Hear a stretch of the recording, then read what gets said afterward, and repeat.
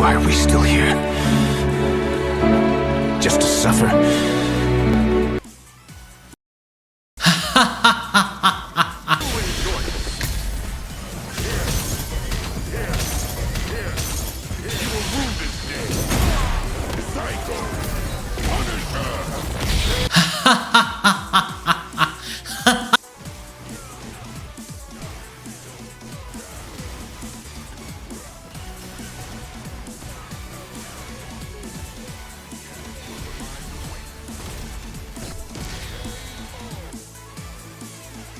Die, hero. Or you live long enough to see yourself become the villain.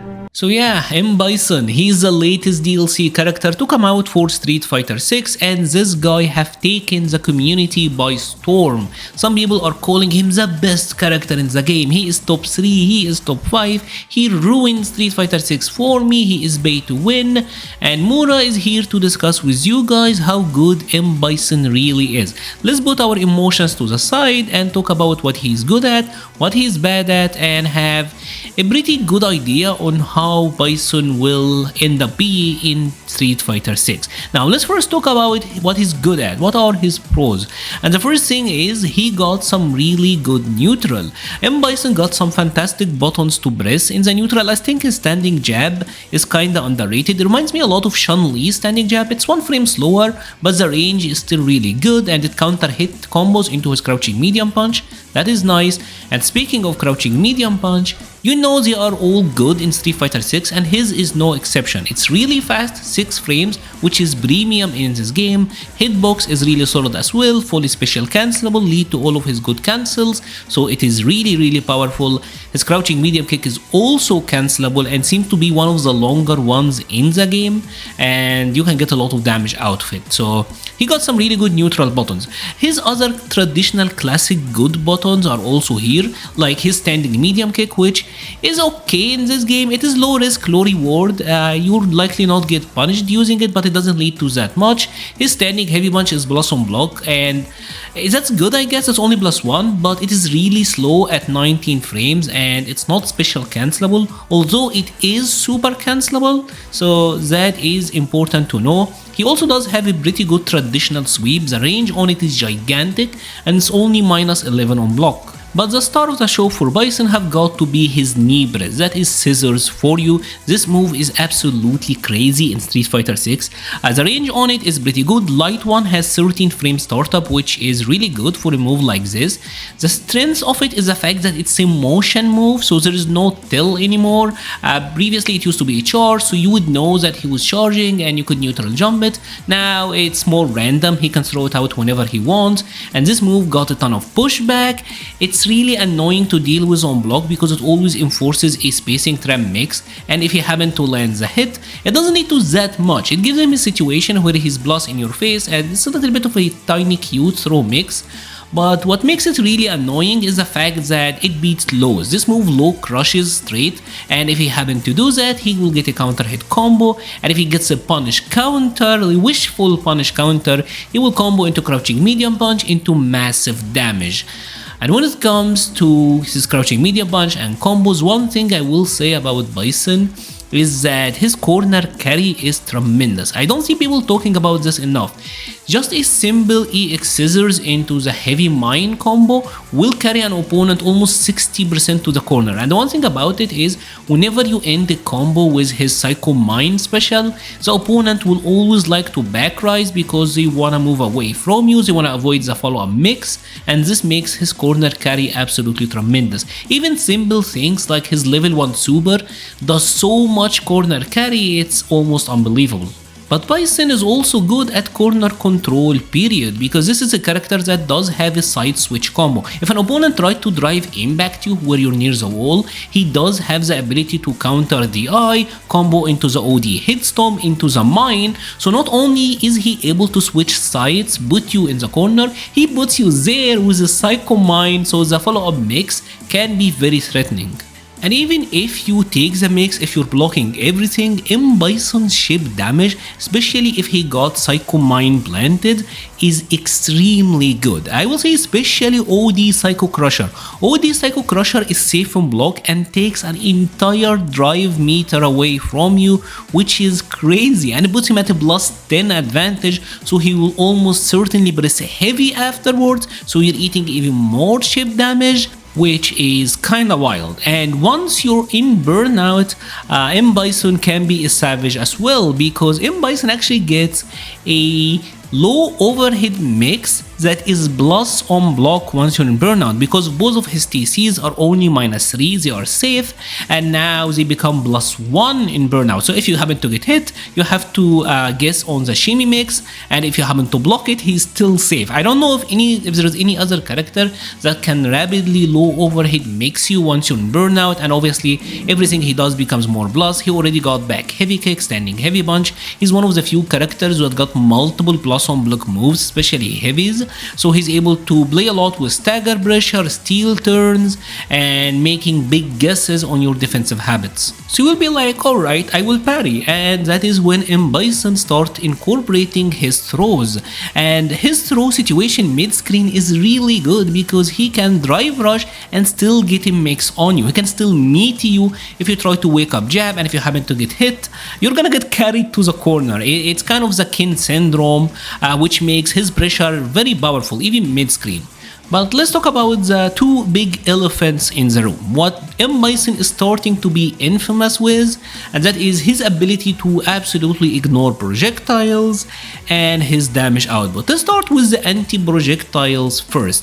Now obviously OD Psycho Crusher is making everyone afraid, right? He's coming at us with the OD Psycho Crusher, we can throw fireballs. I do personally think this is thrown way out of proportion, to be honest, because it is highlighted, especially in trailers and everything.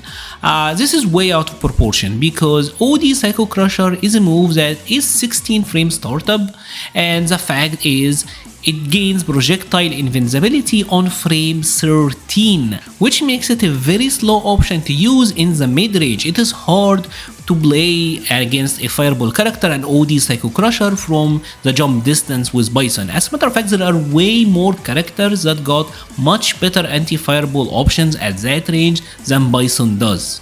All that Psycho Crusher does against projectile is pretty much give you a good guessing option, something wishful that you can throw, and hey, if it get blocked, I am fine, I'm still safe.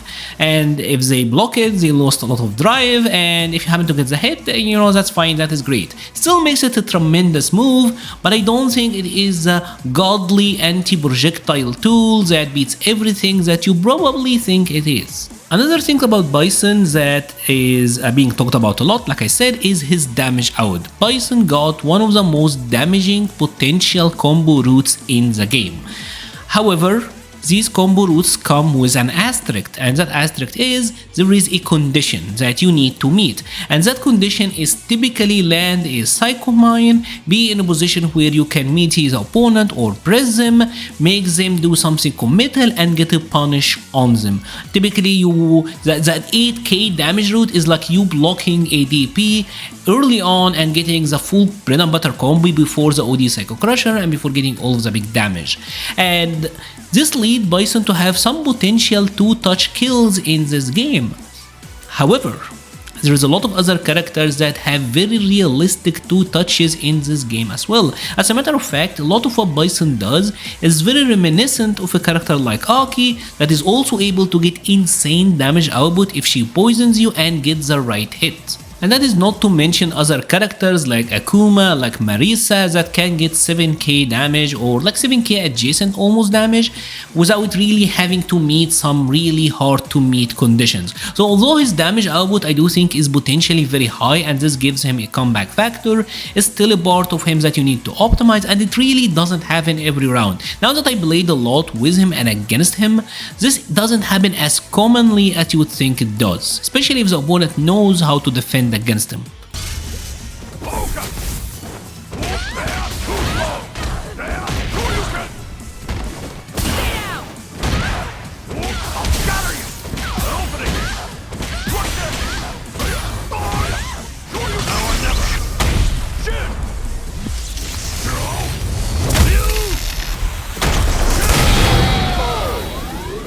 Another thing that will help you a lot against Bison if you know how to abuse is the fact that yes, I do believe his anti-airs are somewhat spotty.